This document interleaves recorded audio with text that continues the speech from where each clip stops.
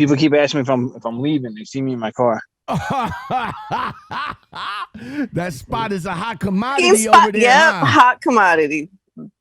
Them spots down in Queens is a hot Anywhere in the commodity, city, huh? bro. Anywhere, that's why I don't have a car, bro. It's just annoying.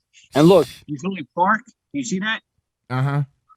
11 at Thursday from 11 to 1. You got a movie shift inside. All you have to do is stay a minute, just take your time. The clock is ticking, so stay. All you have to do is stay. All right. What's going on, everybody? This is Lockoutmen in the building once again. Welcome back to the Lockoutmen Podcast Show, where we park and politic with all our guests today. Yo, I have a special one. This is like a MTC. Yo, I'm here for you guys. That's what you do. Somebody requested it. One of my subscribers requested it. I reached out to my homie D right here as always, and he was able to pull it together for me, and we're here to bring it to you today.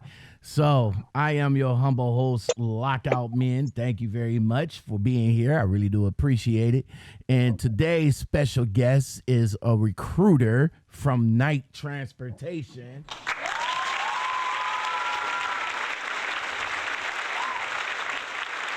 All right.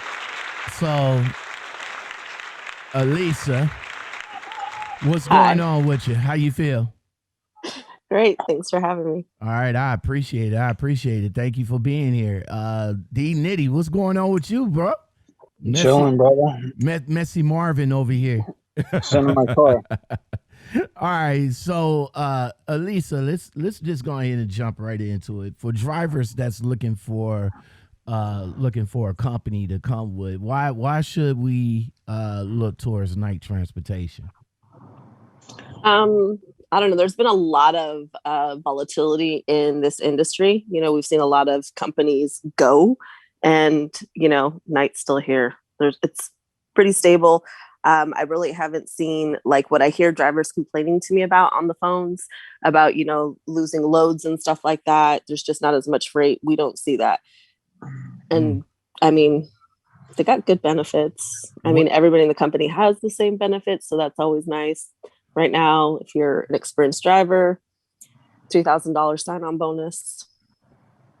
I don't know. What I'm like, what do you want me to tell you? No, Don't choke up now, girl. Well, what do you think? What do you say to drivers, especially drivers from the outside that's looking in? What do you say to them when they turn around and say that Night is only a starter company? What do you say to them? Well, I live in one of the most expensive places in the world. And I'm doing good, so I don't know. I don't know about being a starter company because, I mean, I don't know. I think. Go ahead. Alicia. No, Lisa. Go ahead. It's all right. I'm used to girls cutting me off. Just play ladies first, always. I'm a gentleman. Let's go. I was gonna say I don't know about Night being a starter company. I think companies more like Swift definitely, because I feel like they almost hire anybody. We're like really, really difficult to get into compared to a lot of other carriers. So I wouldn't really call us a starter company unless you're somebody who has just like left the military. Then maybe we're a good start for you because we do have a program called Troops into Transportation that we're a part of. And we do have a Squire program, which is our where we partner up with certain CDL schools and just kind of pick where they come on board and we just pick up right where their CDL school has left off when it comes to training. I mean, we definitely have a really good training program compared to like other companies, but I don't know, like we're pretty particular about who gets into that. And, well, you kind of threw Night.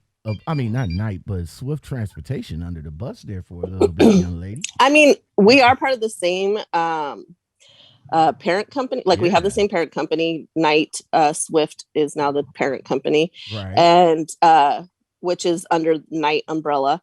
And then, but we both operate as two separate entities, and people can get onto Swift that can't get on tonight.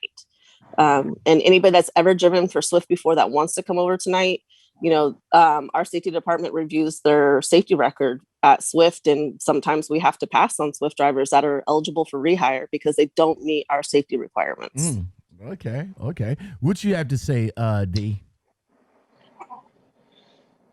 Yeah, we're definitely a different entity, and there's different levels of training that they go through. Some of Knight's training I don't really agree with.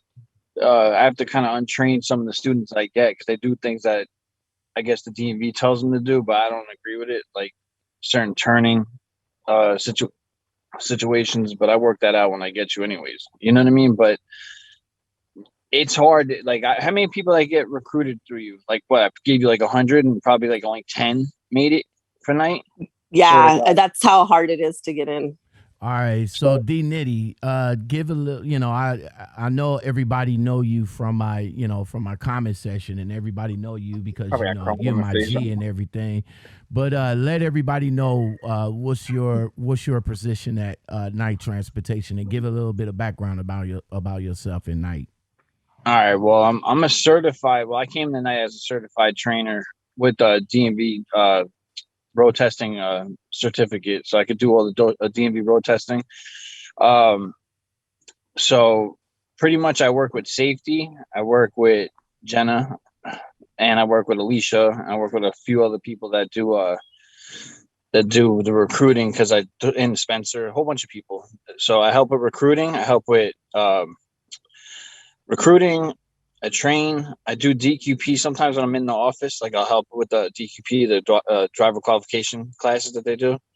I do all the road testing if I'm in the office. Like if I'm there. So if you're a new hire, oh shit, hold on, it's my girl.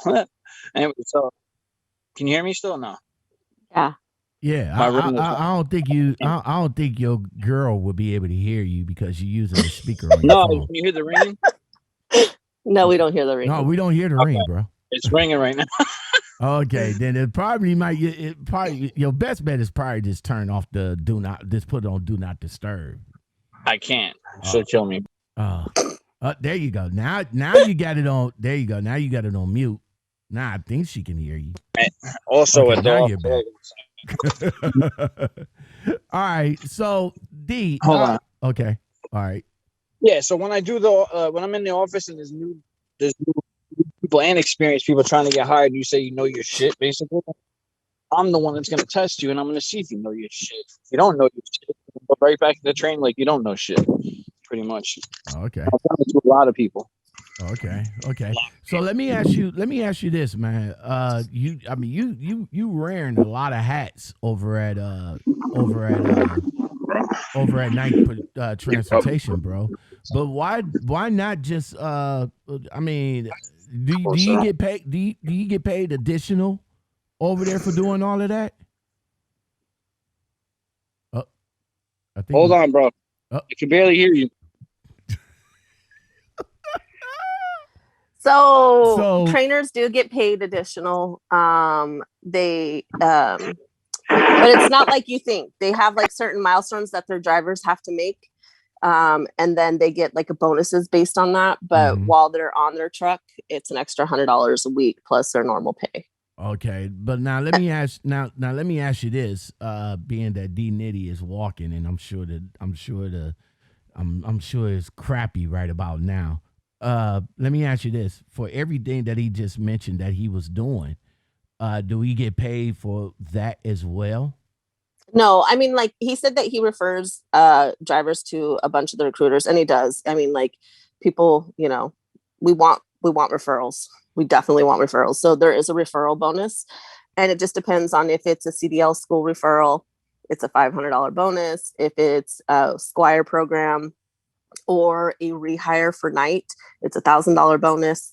And then if it's a experienced driver with at least 6 months of OTR within the last 12 months or 1 year within the last 5 years, it's a $1,500 bonus. And that gets paid out when they get their first dispatch. So the next paycheck. So is it safe to say that D Nitty is like Junior Honduras over at Prime.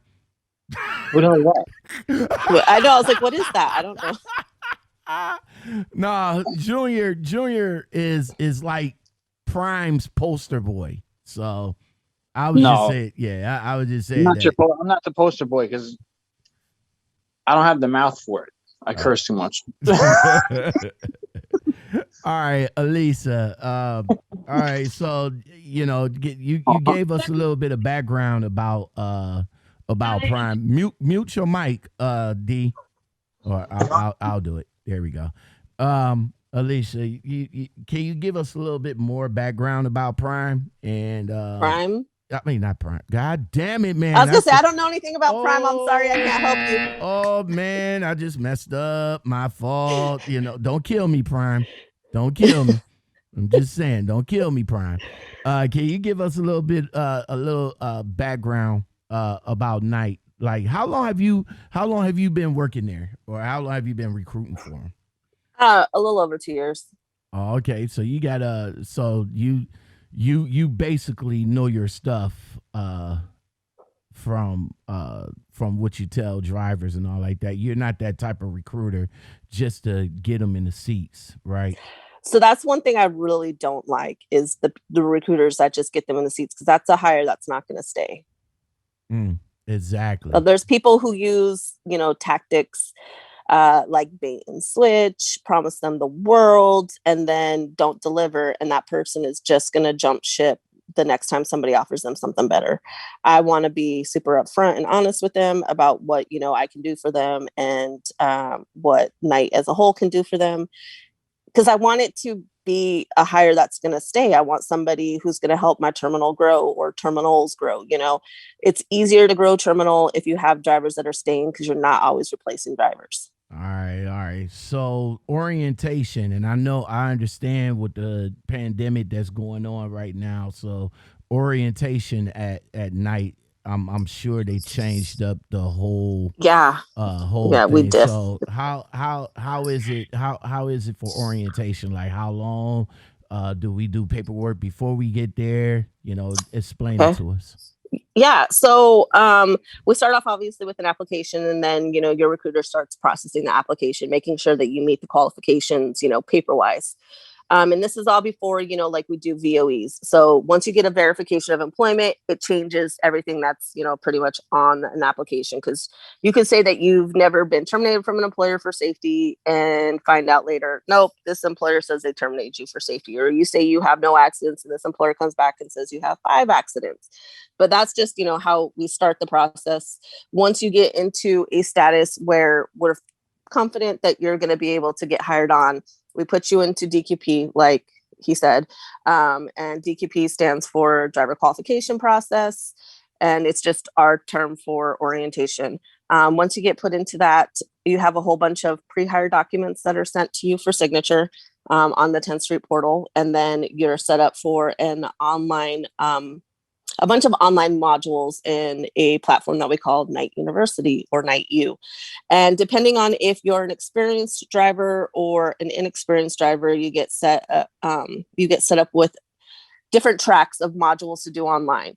If you are an experienced driver, they give you a general knowledge test. I think it's like 21 questions. It takes less than 10 minutes to take.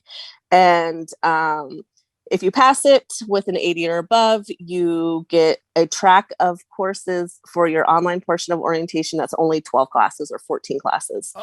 And then if you don't pass it, they put you in the group of I think it's 37 online modules, and that's about 4.5 hours of work that you're doing for orientation online. Whoa. Hold up. Do I talk too fast? No. You're not talking too fast. I'm a general knowledge test? Yeah. Wait. I can pass the general knowledge test, so it's pretty easy. Hold up right quick.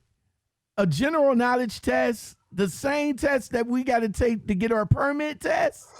It's similar, but it is not the same one, because it's only like 21 questions, but it's a combination of the ones that you guys take for the it asks about the hours of service, stair tires, but then some of the questions are geared towards like, hey, if this happens, who do you contact first? Your driver manager, All right. So what Safety. happened? What happened if, for some godforsaken reason, that we should flunk that test? Then do we have? Then you got 4.5 hours of online modules to complete before orientation. Wow. Okay. Yeah. Okay. So, man, that's crazy.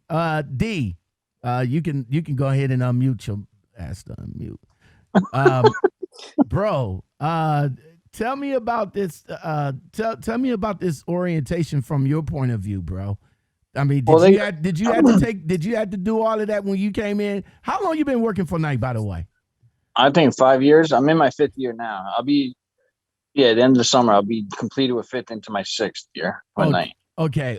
So did you have to go through the same process that Elisa explained to us about coming in from with the onboarding? That's not even half of it. That's just part of it. That's the beginning. When they try to do my test, like when you first come in, like somebody like me will give you a road test, and they're gonna do a pre-trip. Anytime you get hired, so people think that you just got your license and you don't need your pre-trip no more. That's all bullshit. Pardon my French. You better know your pre-trip, and you better know how to do the road test correctly, and remember that for the rest of your life. Because every time you start with someone new, they usually test you. They should. If they don't, then they're just kind of half-assed. But we're gonna test you on all that. Plus, they're gonna talk to you personally. They're gonna do a Smith Systems class with you. They're gonna see if you do Smith Systems like in a regular car, just to see how you drive. You're being analyzed since day one. So me, when I went in there, I know the protocol to road test. I knew I was being watched. I was already certified as a DMV instructor, so I didn't make a mistake. You know what I mean? So like they told me after orientation, after my hair test came back, that I was good to pick a truck and go. Plus, they verified where I worked, and they said that they gave me good reviews. So all right, so they didn't mess with me so much, but I know now they do. They mess with everybody. Elisa, now let me ask you this. Now you did mention about the process of vetting the drivers, and one of which you did mention about if a driver say no, I didn't have no accidents, but then he comes to find out that he had a couple of accidents. But let me ask you this right quick. Now, what if a driver had some accidents that's on his DAC report, but those same accidents that's on his DAC report is not on his MVR? Does that make a difference? Not really. So, like I pulled the MVR, I don't pull DAC. I pulled the MVR, the PSP, which is the crash and inspection report for anybody who's not in the industry. And then we pull something called driver IQ pre, which is like a soft employment verification. There's, certain carriers that use this where they make their information available. So it's like they'll say what your job title was, how long you worked for the company, if you're eligible for rehire, and if you had any accidents. Oh, and usually what type of freight did you haul? So it's a that mini sounds like employment a DAC report. but it's not. It's not. So they don't have all the details, and not every company uses it.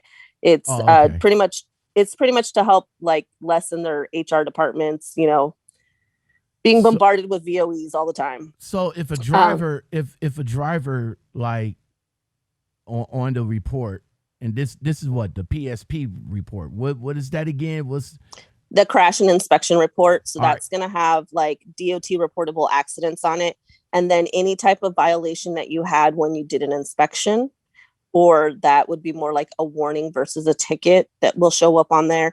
And like, so people won't put them on their applications because they're like, hey, I got a warning, I didn't get a ticket, so it's not a moving violation. And so it'll show up on there, and then I have to add it to their application.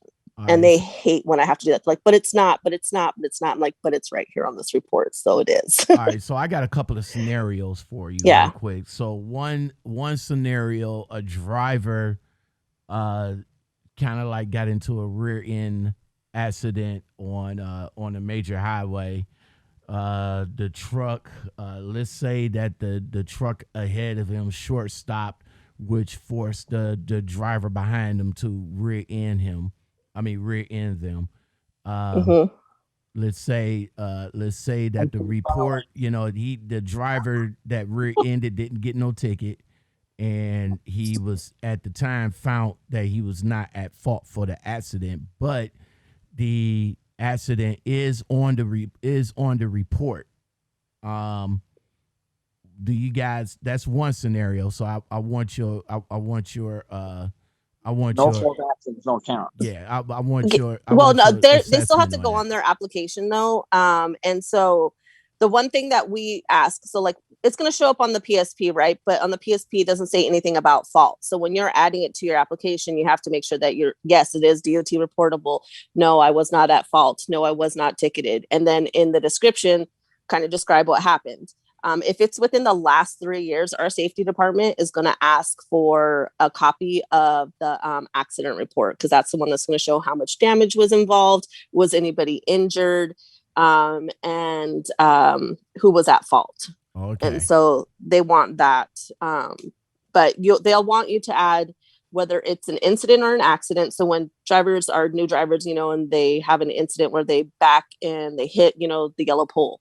Like I see that the most frequent, little minor backing incidents where there's actually no damage to the truck, but there is damage to the pole, it's a scratch.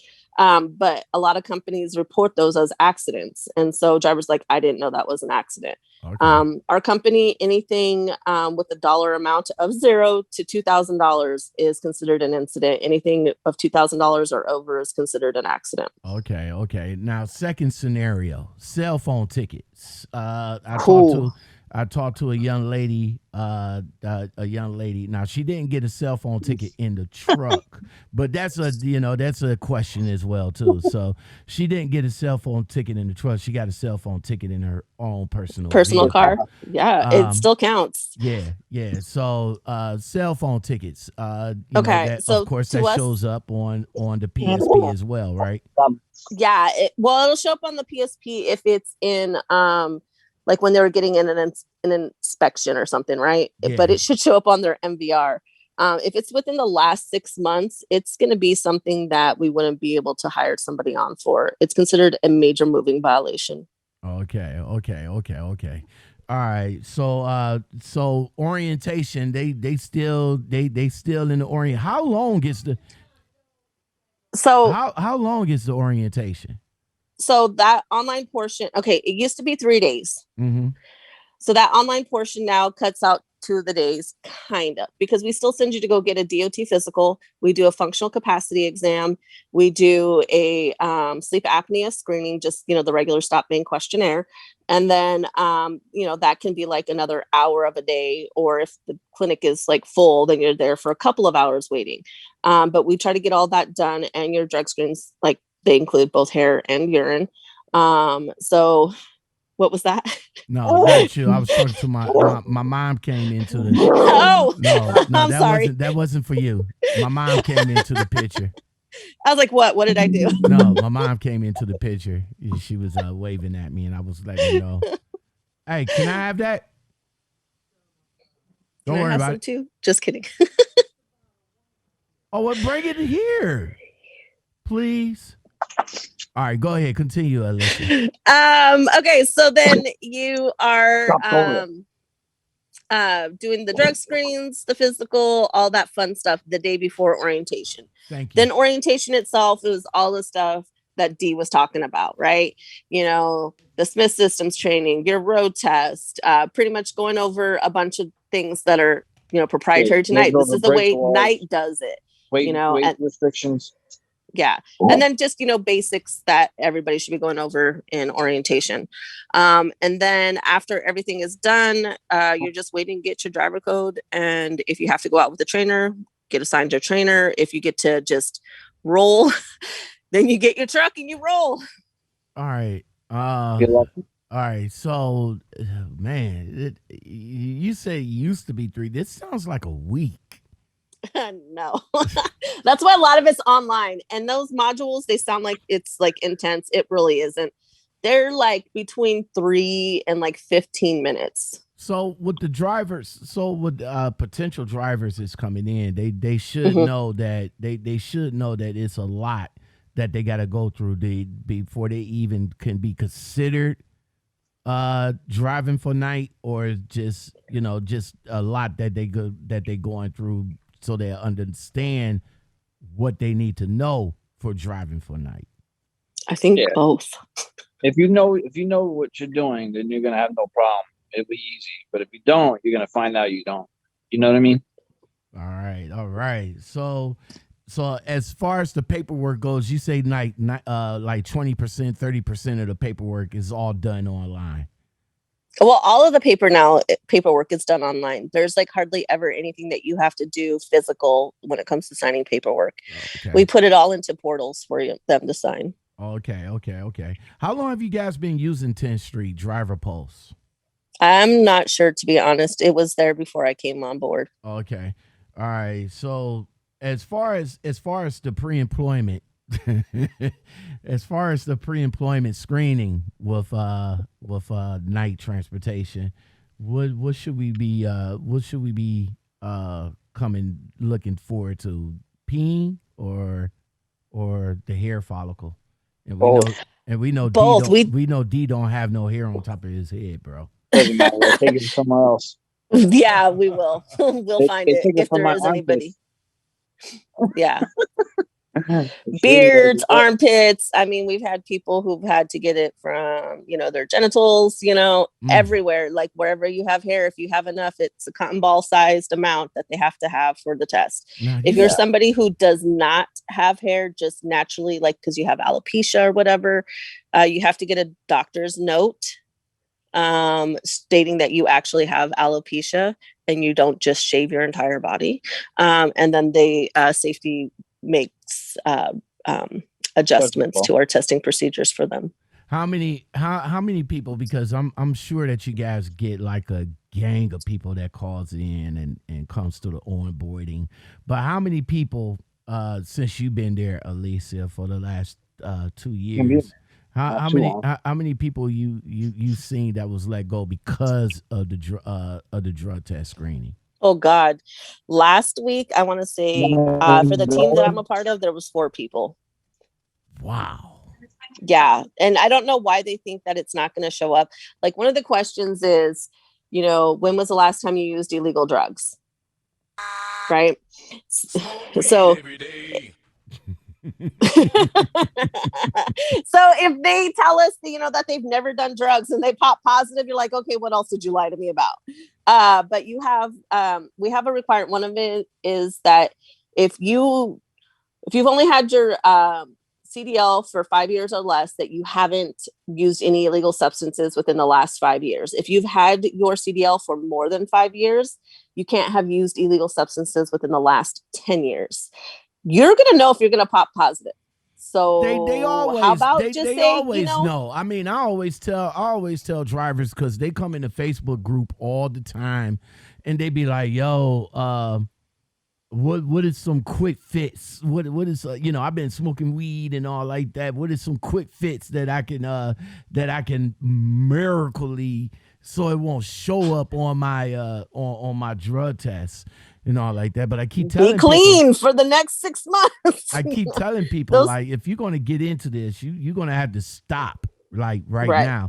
D Nitty, you can unmute your mic. What do you say? Do you tell drivers when you go out there to recruit these drivers, man? Do you tell them that they might not want to, be smoking? I do ads on Craigslist, and when they call me on the ad, it says if you do any type of drug, you can't pass a hair follicle. Don't even waste your time. And I don't know why people still waste their time. They're like, oh yeah, I'm gonna pass. Yeah, there was a kid in recruiting the other day. I was in the office and we were doing the logs and all this other stuff and going over the Zonar. And then he goes, I look at him, I go, did you do your drug test yet? And I go, you gonna be able to pass that one? I don't mean like in a good way. You know what I mean? And he goes, yeah, I'm good. And all of a sudden I was like, yeah, all right, we'll find out. And one day he just didn't come back. And we're still doing the class. I was like, there goes your answer. I looked at the rest of the class. There goes the answer. Guess he didn't pass. And I mean, I know some of the drug. I know some of marijuana is becoming legal in a lot of states. But as far as night transportation, what is you guys' stance on marijuana? It's federal, bro. It's federal. It's federal. As long as it's illegal, it's illegal. It doesn't matter what the state says. The federal Trump state. All right. That's what's up. All right. So, what about are you familiar with some of the dispatchers there, Alicia? At least, yeah. It just depends, like what terminal. I know a few of them at a couple of different terminals. All right. So, what's the variance? What's the dispatcher the driver rate? If you know. I want to say, like, for new dispatchers, like you maybe you've been in the industry for a while, but you just have never actually been a driver manager before. I believe they start your board with like 10 drivers, but the average is like 25 drivers per driver manager. How hard is it for a well, let me ask you, D, being that you're a driver there yourself, how hard is it to get a hold of your driver manager if you have an issue? Well, see, they gave me a new jack. He's a nice guy, but he's only got 8 people on his board, and 4 of those people Costco handles. So he's pretty available. Okay. Now, honestly, I don't even want to be with him. He's driving me crazy, but he's a sweetheart of a person. You know what I mean? I just gotta. They want me to kind of like, because I know what I'm doing, like kind of whip him because I move fast. And, like I gotta keep him on top of things. You know what I mean? And like they gave him a whole bunch of like very slow people, and I'm like the one kid that just goes like a monster on him. Okay. All right. So Alicia, so he answers my call, like but everyone's pretty good at answering their phone calls. All right. So yeah, I believe that they have to like share their cell phone numbers and stuff so that they're available 24/7. Okay. I will say the Carlisle yard with my last student is kind of like on some shit because they never answer their phone. I don't know. I'm not happy with the Carlisle yard. I've never worked with that yard, so I don't know. Yeah, well, I'll talk all the shit on this one. All right. So Alicia, we spoke before you came, before we came live. We spoke in the background, and you said that you are one of many recruiters at Night Transportation. That's correct. How many of you guys in the field, man? Like what? So we have 26 terminals. That's just, physical, locations, but some terminals are actually 3. So like you might have like Phoenix where it has refrigerated, dry, and ports. So that's 3 terminals. So they have 3 recruiters. Yeah. Sole got 2. Yeah. So if you have dry and refrigerated out of your terminal, you have 2 recruiters. If you're dry only, you have 1 recruiter. If you're refrigerated only, you have 1 recruiter. If you're ports only, you have 1 recruiter. But like when you have those combined divisions in your terminal, then you have that many recruiters. Okay. All right. So what about what's the divisions? I know you guys run refrigerated. As a matter of fact, you guys just started running refrigerated about a couple of years ago because they had a couple of YouTubers over there that was representing the company at one time. And, and you guys got in refrigerated. Y'all started moving refrigerated freight when they came on, and they was promoting that. So other than refrigeration, what other divisions do you guys have over there? So intermodal, which is ports, and then you dry van, and that like some terminals will have some hazmat. Like I want to say it's the Katy terminal right outside of Houston that has hazmat. They have flat. I'm sorry, say that again. I didn't mean to interrupt. I didn't want you to go off on the wrong turn. If you have hazmat, if you have it on your license, they'll use you for hazmat no matter what. So right, but they have an actual hazmat account, so where they proactively recruit it. Whereas other terminals will have maybe a couple of hazmat loads, and then we also have flatbed, but they just consider it dry van as well. Like we don't have where it's got its own terminal manager and its own recruiter. But now. Oh, and tankers. We do have tankers in Texas. Okay, so I was about to say you guys is like you guys is almost on par with Prime, because Prime got flatbed, tankers, intermodal, dry van, and reefers. Yeah. We are the 5th largest carrier in the nation. Damn it, man. We are bigger than Prime. Damn it, man. Okay. Yeah, but what if you combine every company we own? We think we're number 1?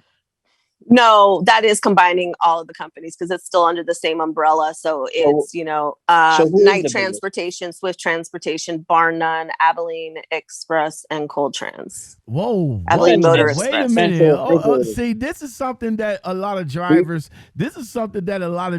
don't know either, because they And always Central thinking Refrigerated. they always Well, thinking, Central Refrigerated is Well- now Cold Trans. So when we bought Central Refrigerated, it became part of the Cold Trans But you know- name. You know what? This is a lot of stuff that a lot of drivers don't know either, because they may be calling in and asking getting information about one company, not even knowing that one company that they're getting information from is associated with like 4 other companies.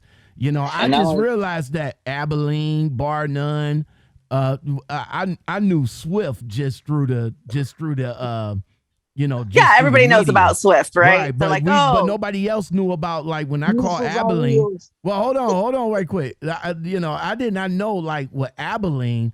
I didn't know that Abilene had something to do with night. You know what I'm saying? So yeah. let's say if a driver comes from Bar None, Abilene, Swift, and what was the other one? Cold Trans. What if a driver comes from those companies to come into night? Would they experience and everything? Would it be easy for them to come into night transportation, being that they Not was already up necessarily. under the umbrella? So Swift has a more relaxed hiring requirement than we do. So people coming from Swift to the night side, it's not like an easy transition for them because we are more difficult. Now, for somebody to come from Bar None to us, Bar None has way stricter hiring requirements than night does. So it'll be easy for them. I don't know that much about Abilene's, but I do know that Cold Trans has the exact same hiring requirements as us. Eventually, the thought is that they're all going to have the exact same, except for Bar None. Bar None is like our cream of the crop, type of Right. carrier. Right. So those, the best of the best are what that company goes after. I mean, I think that they start off at 60 cents a mile. Yeah. So now I'm Yeah, about to ask. I'm about to ask about that too. That's it. Me and you are going. We're out. I'm about to ask about that too. Like, we about to get into that right now. So first thing first, what is the starting, and I know the variance is different between experienced drivers, drivers that's coming out of school, CDL school, yeah, and drivers that has less than 5 years, like myself and D. So for a driver that's coming out of CDL school, what they looking at a mile? So the first 4 weeks that they're out with the trainer, they're paid a flat rate, and it just depends on which terminal that they're out of and if they're military. So if they're doing like the troops into transportation, they are paid more. But it starts off at $600 a week and it goes up usually to about $700. And I think that there are a couple of terminals that do even more than $700 because of like the cost of living in the area that they're in. Okay. And then once they finish that portion of training, they go into their solo first 30,000 miles. They're still considered as being in that training mode. And it's 40 cents to 49 cents a mile, just depending on the length of the haul. When they finish their first 30,000 miles, they go up to 42 cents a mile. And now they're at 30,000 miles, making 42 cents a mile, and 70,000 more, they're going to be at 43,000 miles. 43 cents per mile. And then every 100,000 miles, they get a penny increase. So it's just, we've kind of like 6 months of experience I've hired you in, you're at 42 cents a mile, and then you go up from there. But pretty much every 100,000 miles, it's another penny, and we kind of look at it the same when you're coming in. Like, how much experience do you have? All right, so a driver that has, like me and D, 5 years experience, where we at? Oh, I got more than 40, that. I had 5 with night, 2 with another. Okay, yeah, 47 cents to 52 cents a mile. Or 47 to 50. It's a 9-cent thing. Sorry, I can't add this morning. It's too early. 47 to 56 cents a mile. Is it capped? Not as far as I know. Okay, so what about now? I'm going to the extreme. What if a driver that has more than 10 years of experience, where he's going to be at? So for those types of drivers, I usually just have the terminal manager talk to them and go over what they can offer them, because they have like a cap at what I can offer somebody without going to the terminal manager. And I'd rather have the terminal manager negotiate that with the driver themselves. Okay, that's what's up. That's what's up. All right, so D Nitty, man, you're a trainer with night transportation, and you've been driving for them. As far as a trainer goes, what's a trainer's pay look like? Oh, I make a lot of money. I'm good. I make good. I see. It depends on the student. Everyone thinks like, oh, I'm gonna become a trainer and get that money. We get an extra 100 just to have you on the truck. That's a guarantee. As far as his ability to drive, like if he could drive and move, he doesn't have to take a piss every 2 hours. You know what I mean? And we don't have to stop the truck. Every time you stop the truck, you waste a half hour. If he doesn't drag on all his extra time, you know what I mean, to finish his shift, and we're driving the whole 14 hours, you know what I mean, to do the one shift, then I could jump in and do some miles. Like I can average about 800 and 900 miles a day. And I'm not even team driving. I start at like 7 and I drive to like 11:30, 12, and then I shut it down. We both go to sleep. That's how I do it. All right. So now again, And at night, we can't do team driving with our trainers. Like I hear drivers tell me that they're coming from like Sierra, England, and they're a team setting. And it's like, no, you guys are working off of the same clock. After you hit your hours, your trainer can pick up hours to help close the gap because you sucked at driving, you know, or to get ahead or whatever. But it isn't a team driving situation at all. All right. So D, all right. But still, you crapped out. Okay, there you go. All right. So give me like, okay, so you get $100 for every student that's in the truck with you. How is that structure broke down? Because every time I talk to somebody, like, you know, they train, they be like, you know, and I train too, but when I talk to somebody and they be like, they train, they get their miles along with whatever you drive. I get so how did that work? Because ain't that the same miles that if you would have drove that? How is you getting their miles on top of the miles that you're getting if they already driving the miles? So check it out. All the miles they drive, I get paid. They get paid salary while they're on my truck. So they get 500, whatever it is, a week, no matter what. No matter how hard they drive. If they can't pick up the slack, then I'm driving and I'll pick up the slack and I'll get my miles plus whatever they drove. So I get all the miles they drove. And say the trip's 1,000 miles. They drive 650 of them and I do the rest. I get all that. I get the whole 1,000 paid my rate plus the 100. You know what I mean? Every week. You know what I mean? Do you get paid? Do you like your rate? Let's and I'm just throwing numbers out there. So you don't have to be specific. Yeah. But let's say you get paid 60 cents a mile. Do you get paid, you get the $100 while they're on the truck, but do you get paid some more per mile while training them? Or is it just your 60 cents? I get the same pay that I get. So all the miles I could generate that week goes to my thing. So like average, like by yourself, you can do like 3,500 miles is a great week. You know what I mean? So with a student, I could do 4,000 to 5,000 miles. I mean, five. Yeah, you got it a week.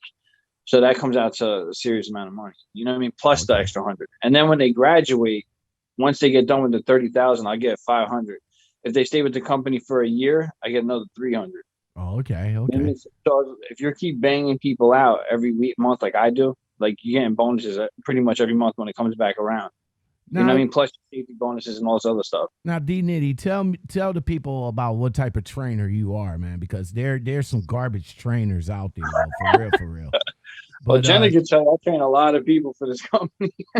But you're not the type of trainer that's doing it for the money. You're doing it for the passion, right? So when I first started, my trainer crashed the truck on me. I think we talked about this before. Mm-hmm. It was my first day on the truck, and we spun around backwards, doing like 65 miles an hour on Elk Mountain. We actually jackknifed and spun backwards. I was facing traffic, like coming with us. And then we spun back around and we wrecked real hard, almost flipped. It just didn't. And after that experience, like, dude, you got to respect the truck. You know what I mean? Like it'll change your life. If you ever get into any accident, anyone who's ever been in one will know what I'm talking about. It's serious. It'll change your whole outlook on driving. And I had nothing to do with it. You know what I mean? But I was able to experience it. You know what I mean? Just like, you know, that guy got fired, but still, like, I thought to myself, when you see that truck sideways on the whole 80, when I watched the tire track, if there was anyone there, bro, we'd have took their heads off. There were cars, decapitated, went right across the whole highway sideways. It's sick. And there's no, if you believe people, and I felt how quick it happens. If you believe people that it's, oh, I could do this and I could do that, I could pull, it happens lightning fast. It's bang, now you're screwed. So you got to avoid that potential. If you feel like it could happen, then you need to bring it down, slow down even more. All right. You know what I mean? Because you don't want that shit to happen. All right, Alicia. All right, so this is all W-2, right? No 1099. Yeah. If you're a company driver for us, you are W-2. I believe if you do the lease purchase program, you are 1099 and you're considered an independent contractor. Same if you do the owner op. If you come in as an owner op, then you're 1099. But most of our drivers are going to be W-2. Now, as far as the 1099 lease purchase, what can you tell us about you guys' lease purchase program over there? Not a whole lot, because that's a whole different department. But you have to drive with us for 90 days as a company driver before you are eligible to do our lease purchase program.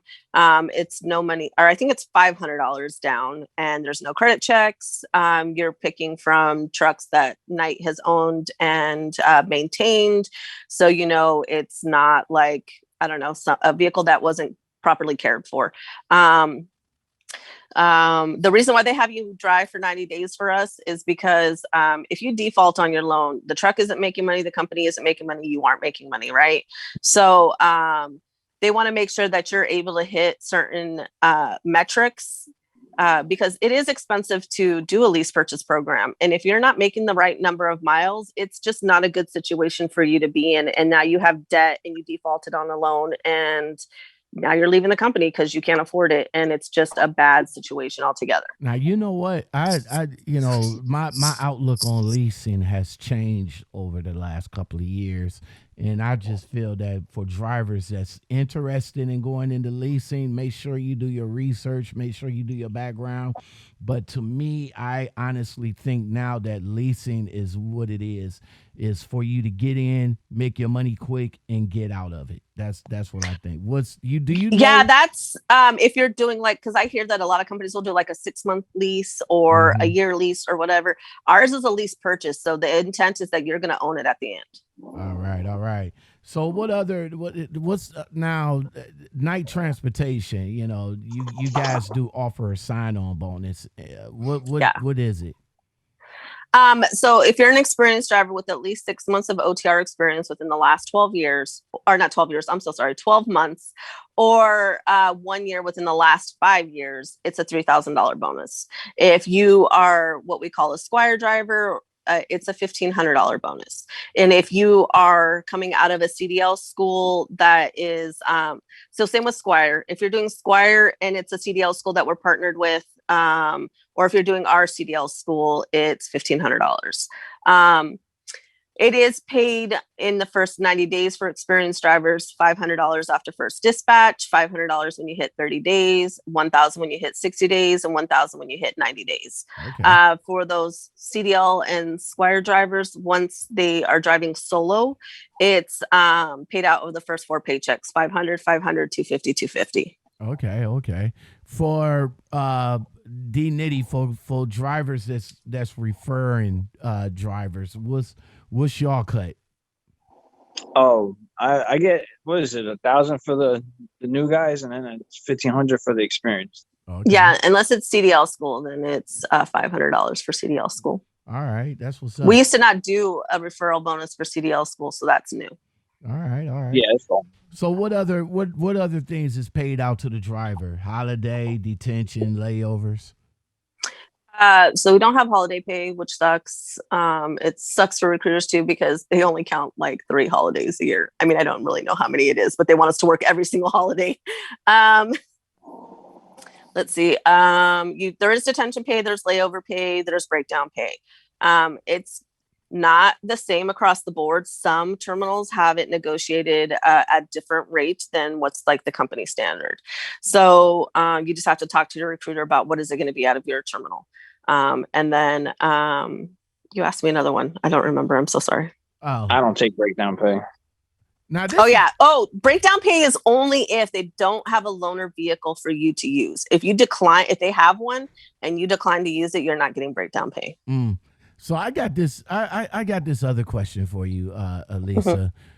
What do y'all don't pay? Like, I mean, you know, for everything that we do inside of the truck while the truck is not moving, like you know, pre-trip, post-trip, all that other good stuff. What else? What do you guys don't pay? I'm not sure. That's a question I've never been asked, so I don't know what you're looking for. we want to get paid for everything that we do. If we doing some right, I want to get paid for everything I do too. Paid, you know, you only need 15 minutes of pre-trip. Anything over that, that's you making a mistake. So yeah, I still want my 15 minutes, bro. Yeah, but make it up on the road. Start driving. You know, I want my 15. I want my 15 minutes too, bro. They do. I know if you get stuck on the field, they pay you $70. I think it's $70 a day when you're sitting, something like that. Yeah, like that's like layover pay. Yeah, but that's what I was saying. Like other terminals, it's different. So I know, like we have this account, Hedro. It's a flatbed account. When their breakdown, it's like I think it's 150 a day.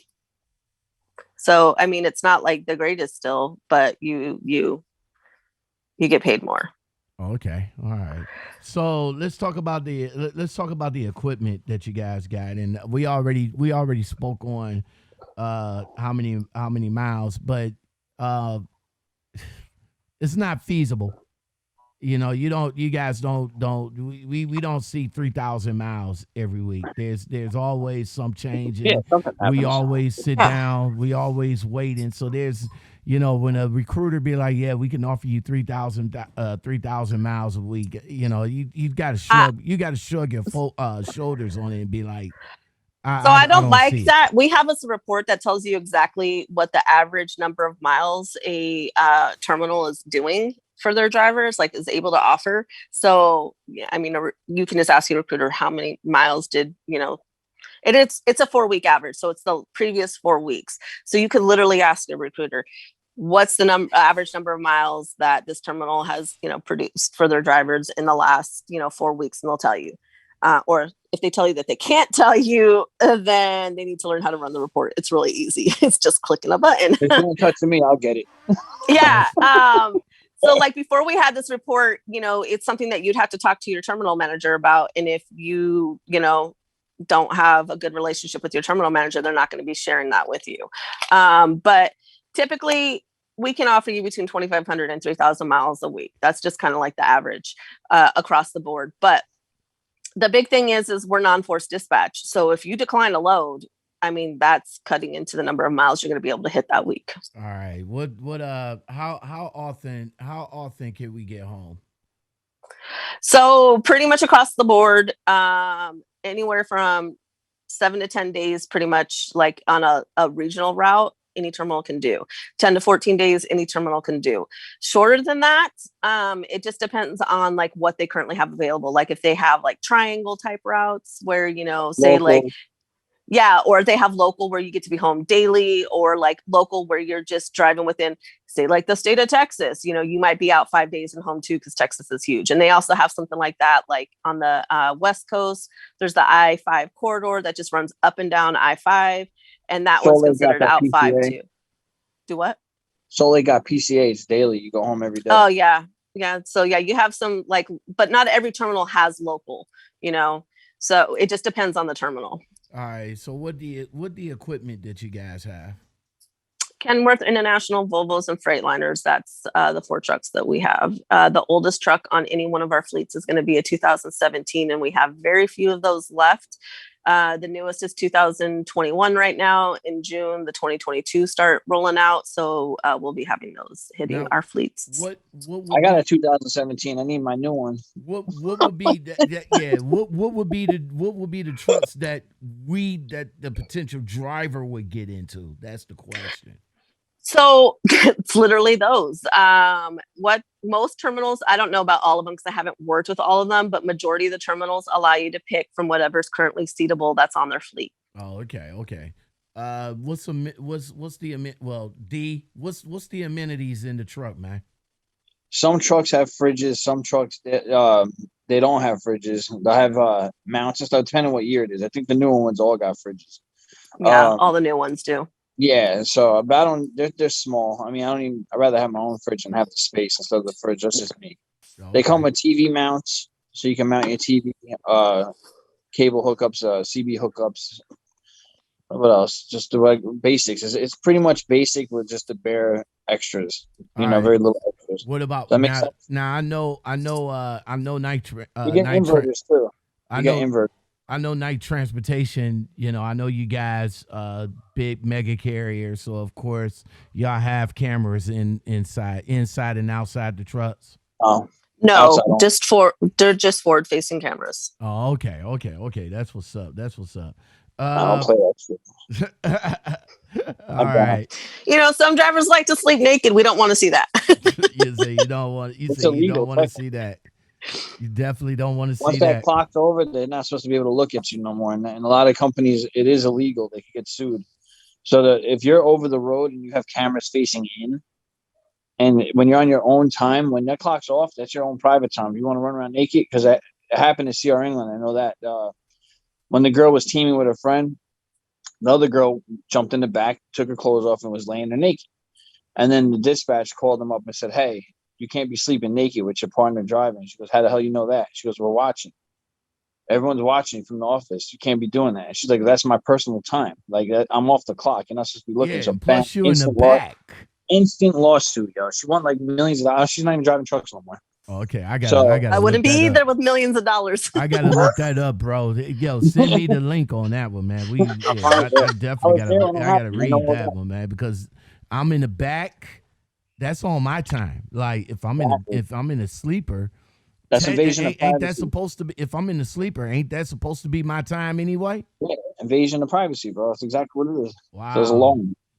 That's crazy. People don't know that. That's when you're OTR. If you're in a day cab and you're going home every day, it doesn't matter. All right. So what about Alicia? What do you guys do for felons? So what I tell everybody is it's on a case-by-case basis. We don't even have like a set of rules that we're able to go on. They want to see the application. We send it over to safety, and safety tells us whether or not we can move forward. Oh, okay. That's what's up. I think if it's a sex offender, it's an automatic no, right? Something like that. I mean, like they don't tell us that, but I'm pretty sure there's ones that like you see like the trends, but like if you like attempted murder, I'm pretty sure it's going to be one. I mean, the biggest thing that they're looking for, are you going to be a safe driver, and are you going to cause like any type of harm to our customers or your, coworkers and stuff. So, I'm sure if you were like a huge drug dealer, they might be worried that you might sell drugs out of the truck. But you know what? We've actually hired some of those, so I can't say that either. Okay. They don't have any set rules for us, and they specifically, want for us to tell drivers that it is on a case-by-case basis, and our safety department reviews each and every single application, and they make the determination. Now, night transportation, and I got both of y'all on here, so you guys giving some real good information between the both of you about night transportation. What is the company turnover if you know, Alicia? Some terminals have really, really, really high turnover, and others don't.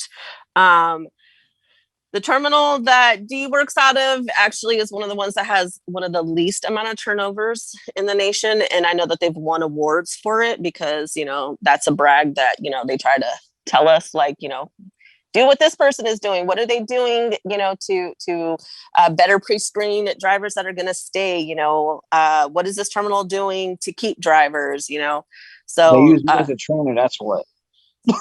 I'm sorry, say that again. I didn't hear it. They got me as a trainer. That's why. Yeah, part of it is just having a really good trainer. I mean, like some of the schools that these people go to, I mean, our requirements, it has to be at least 80 hours. Some of these schools are more than 80 hours and they still don't come to you knowing anything, so it's a lot about having a good trainer, having great lines of communication with your driver manager, your terminal manager, your safety manager, all of that stuff.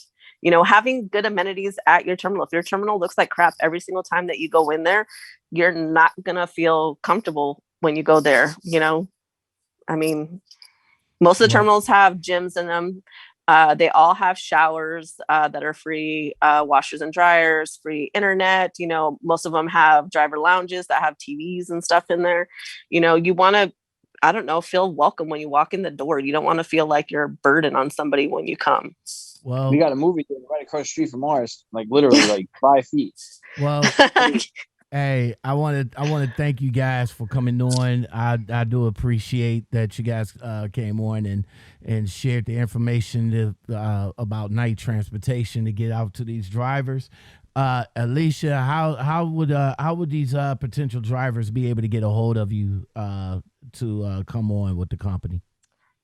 I would say go through D. He's got his little group of recruiters that he likes to use for referrals, but then that way he can get his bonus as well because he helped just as much in this. So all right, D, he can shoot your information my way, and I'll be more than happy to reach out. All right, D. So how can they get a hold of you if they want to come on with night transportation? Instagram's the same as the name right here, even my Facebook. So if you hit the DEENITTY, you'll see me. So that you can reach out like that. All right. It's not a big deal. See, the reason why I rather people talk to me is besides the fact that I get the money, but the thing is that I can feel you out and where you want to go. I know which terminals are actually really good and which ones aren't. So like you can work at any terminal, even if you live in a certain state. Does that make sense? That makes sense. Because if I put you like in a place like me, I'm not really feeling Carlisle so much. God strike me down, whatever night, whatever. But I wouldn't recommend anyone to go that one just because the way they treat their drivers. That's just the one terminal. But there's many other ones that are good, like Atlanta, Mississippi's. Was it Olive Branch, Mississippi? That one's good. Yeah, good. Memphis, Olive Branch, Gulfport. Awesome, I know that they're great. Yeah, they have barbecues for their drivers all the time. All the time. Katy, Texas is great. Houston, or Dallas, I meant to say, not Houston. But yeah, I know the terminals. I know the ones to go to, and plus I could talk to you, and I could get you prepared. Like if you need to talk to me on a personal level without being recorded. Right. You know what I mean? Yeah, know that every conversation you have with a recruiter at night is a recorded conversation, and all of that will come back. Yeah, and everybody knows that when you talking to the Lockoutmen podcast show, it is being recorded. So don't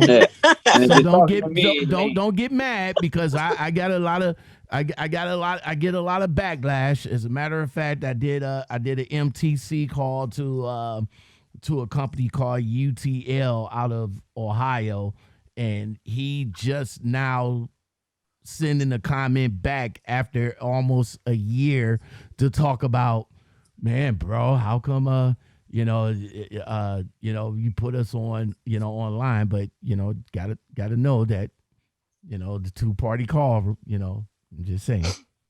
That's all. I mean, if you want to see, my thing is this. I always look at it this way.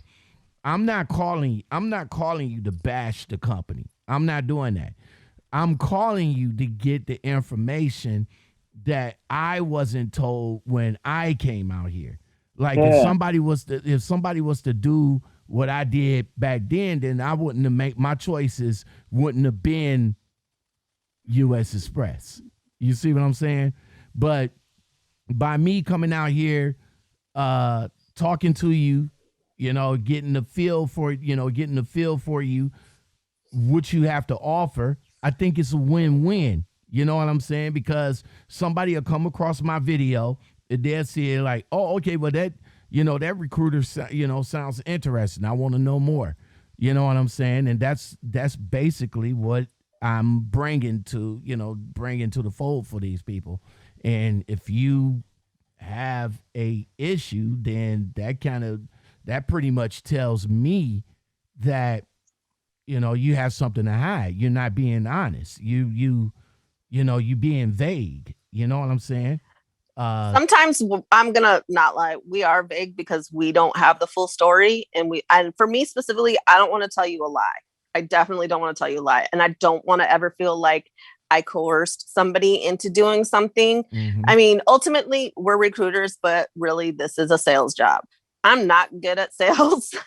I'm not gonna lie to you. I'm not gonna tell you what you want to hear. I'm gonna tell you what I know to be the truth. And if I don't know something, I'm going to tell you that I don't know, and I'm going to try to find out for you. And that's what some of the drivers get hemmed up on.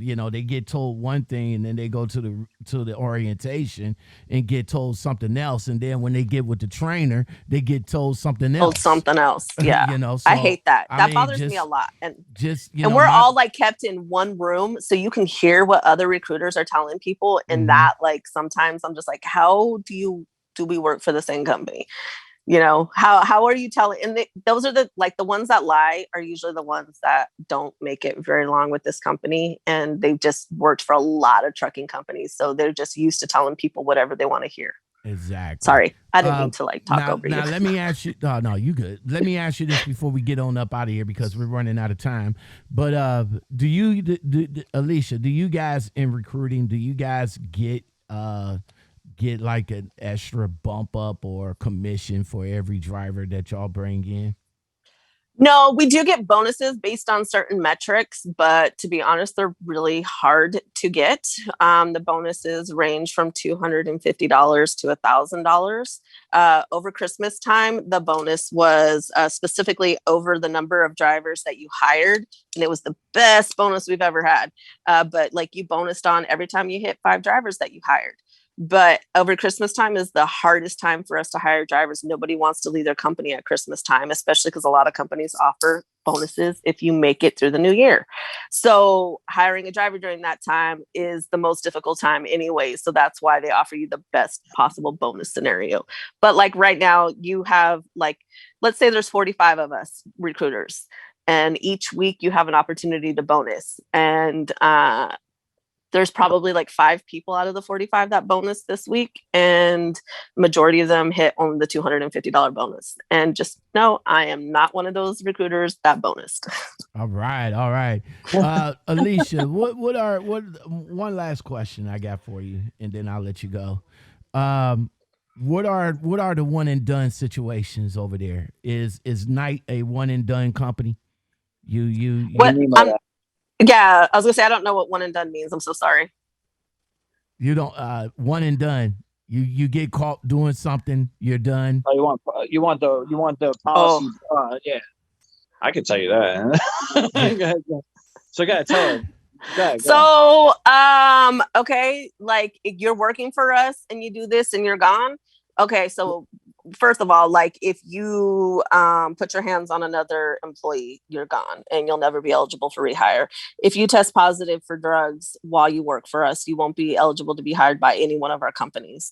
The only one that won't go into the FMCSA Drug and Alcohol Clearinghouse is the hair. So, if you test positive in hair but not urine, you're cleared to be hired by other companies. You just won't be able to be hired by any one of the Knight umbrella companies. All right. What about cell phones? What about what if you get caught with a cell phone? If you're caught talking on a cell phone and you get that ticket and stuff while you're driving in one of our vehicles, I think that you can get suspended, and it's up to safety and your terminal manager whether or not you're gone. But it is in our policies that you could be immediately terminated, but it says up to immediate termination, and then you have to get driving with another carrier for 6 months to a year with no accidents, incidences, super clean driving, and then we can consider you again. Gotcha. But I know there's more. D can tell you. Yeah, if you can't do a U-turn. Oh yeah, No sitting duck, no U-turn. Sitting duck. What the hell is a sitting duck? That's a favorite terminology. So sitting duck is like, you know, those people that pull over on the side of the highway and they're just doing a break to do a 30-minute break. Yeah. You're being terminated instantly for that. What? Yeah, you can't. Not do safe. That. Yeah, you got it. Because if anyone hits you, they could literally, you could just be parked. Oh, well, yeah. I get you for that. But what if you like same thing? If you pull over to the side to use the phone too, that's a no. Nah, you can't be on the side of the road. You got to go somewhere where you're allowed to park. So if you go in a rest area, that's fine. You go, if you're in a back street that's commercial parking area, like you ever see like those back neighborhoods that have commercial park, you could park there. That's fine. But you can't be on the side of a highway that's fast moving and just be sitting there for recreational reason. You know what I mean? So that's if you get broke down or something, that's different, obviously. That's okay. So yeah, if I was you, if you're going to do that, I would pop my hood open and start checking shit like you're broke. Yeah, so that's a one and done. U-turns? U-turns? Yeah, no U-turns.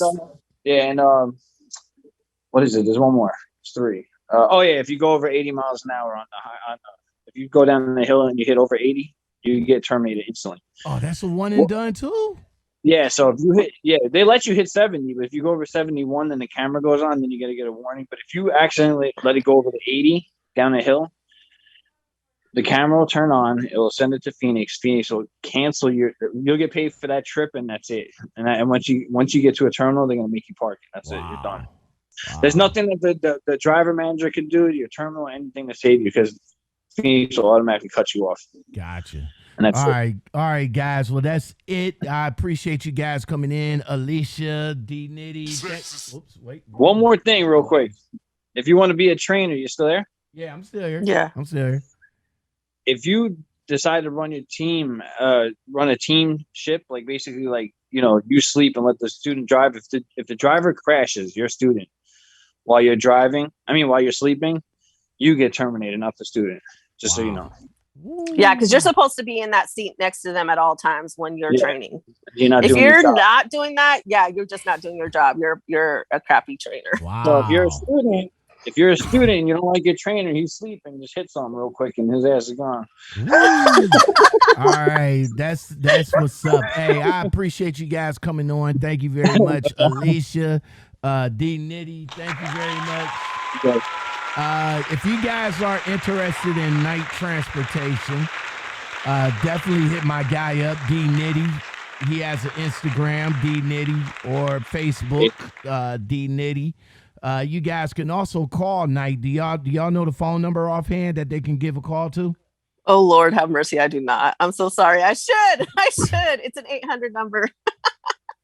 I can get it if you want. I can edit in later. I was gonna say I'll send it to you. Yeah, I usually give people my direct line. Yeah, we'll edit it in later. So, all right. So that's gonna do it for this episode of the Lockoutmen Podcast Show, the MTC special. Actually, edition. know what? Hold on. Oh, Lord have mercy, man! I'm sorry, closing out the show, bro. I might have the card right here. I can tell you. Oh my God! Just send me the card, man. Anyway, I'm closing out the show. I got you. Go close it down. Anyway, that's gonna do it. If you guys like content like this and more, don't forget to like, subscribe, comment, share, hit that bell and that all button, or just like. That's all I care about. Like. If you guys have any suggestions that you guys want me to call, hit me up in the DM over at Instagram. Or hit me up over in the Gmail. That's lockoutmenpodcast@gmail.com. Let me know who you want me to call. If you want a shout out, hook a brother up with some coffee. I can tell you how to do that way. You put your name in the Cash App and the company you want me to call, and I'll get your shout out for you on that call. Until next time, everybody, you guys take it easy, and I will come back at you with another one. Peace. Peace. This your year, get it in.